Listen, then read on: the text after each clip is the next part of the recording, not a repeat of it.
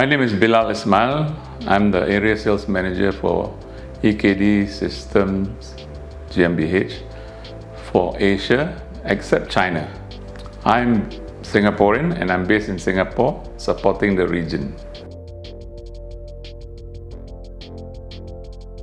For the history of energy chain or cable chain, it goes back until the late 50s. You know, when machines start to move and they realize that the cables had to follow, and then it wasn't easy to just let the cable drag on the floor. So at that point of time, the customers approached some engineers and they decided to look into it. Yeah. So around the early 60s is when the plastic chain and then the steel chain also came into the picture, right? So the purpose of this is to actually protect and manage cables in moving equipment. Now, in the 70s and the 80s, things start to progress a lot because, as you know, machines move faster, machines have to travel longer. So that's when the real innovation kicked in for plastics as well as for steel chains. In the 90s, 90 to now, right?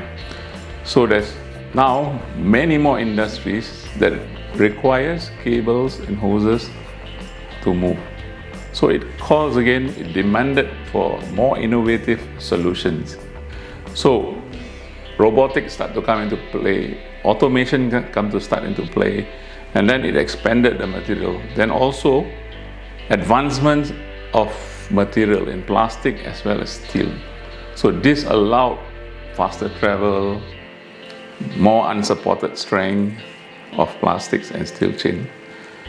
So EKD also joined in the bandwagon, during that time, and started to improve on its product in plastics as well as steel chains. So we also have a hybrid chain. We don't have a model here, but basically if you look here, this is full plastic. The hybrid chains would have plastic side parts and aluminum cross parts, so we call it hybrid, metallic and plastic chains. All this require ongoing innovation. So when it comes to very high speed travel, this is where EKD plays a very crucial part by developing a system called a system marathon, which can go up to 8 meters per second for push and pull. Well, we will go into that a little later on.